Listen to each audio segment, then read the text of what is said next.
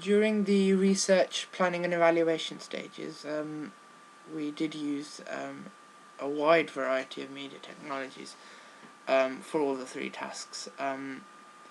One of them being the camera that we used, because in our AS media work and our preliminary task we did use Sony Handycams, and yeah, I just didn't like them. They're unclear. It just didn't allow any room for creativity. It had a automatic zoom, a digital zoom,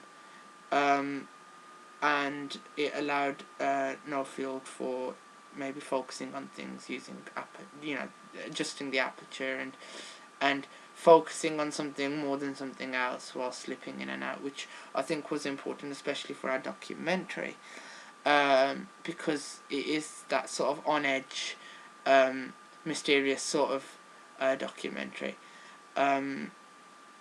We used Photoshop for the editing of the logo for the newspaper advert, and we used GarageBand, iMovie, iPhoto, just for a lot of things. I mean, iMovie I used for the editing, so I edited most of what we've got in that documentary on iMovie, which is limited. It gets annoying because if you have these creative ideas when you're editing about how something should look on screen, and it's not made possible because of the editing software, it does get quite annoying. But I think we have to look past that and sort of make the best use that we possibly can of the technologies we have. iPhoto we use for the creation of the logo,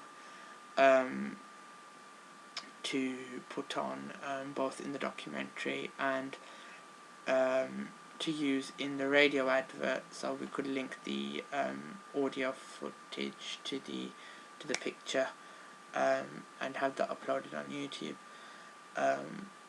or anywhere else for that matter.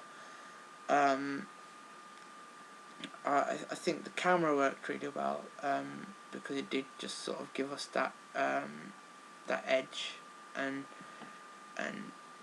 it sort of gave us the opportunity to create something more professional and more creative, I guess. The guys used Flash for the title sequence in the documentary. It's when the pictures come up and go into each other. I did get our assistant teacher, Dan, who's helped us a lot with that documentary in terms of guidance and and giving opinions,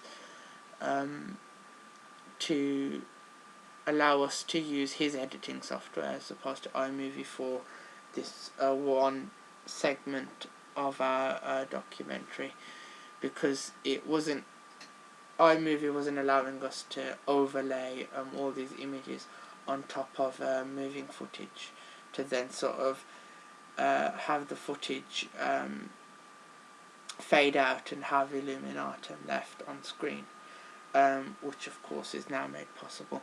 Granted, the resolution has been compromised, but it just looks better, and if we did have more time and better resources, I'm sure our documentary would have been perfect in that sense, for the resolution and for it to work. I edited a lot of the music with Matthew on GarageBand, which is on the Macs, of course. Just changing things such as the amplification of it, like just to make things louder or quieter, is so easy on GarageBand, and to overlap different sounds. I think it works really well. I did like GarageBand. It was quite fun to actually work with, and a strange sort of happiness and a buzz you get from creating something from scratch. So GarageBand did help us quite a bit as well. And we've used quite a few things with Google, Yahoo, YouTube, Facebook for the showing our documentary and showcasing it,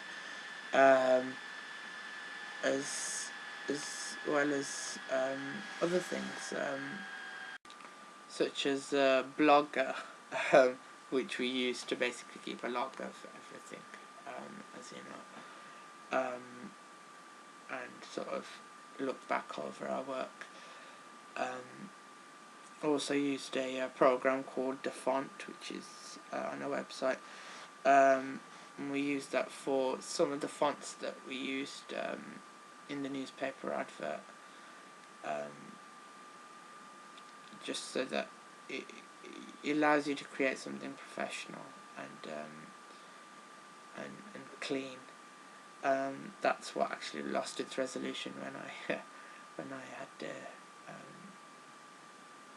tell the guys to sort of get a new version of it up again, and you have to put it in that way.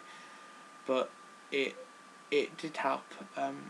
So I think we've used quite a lot of different technologies for our work.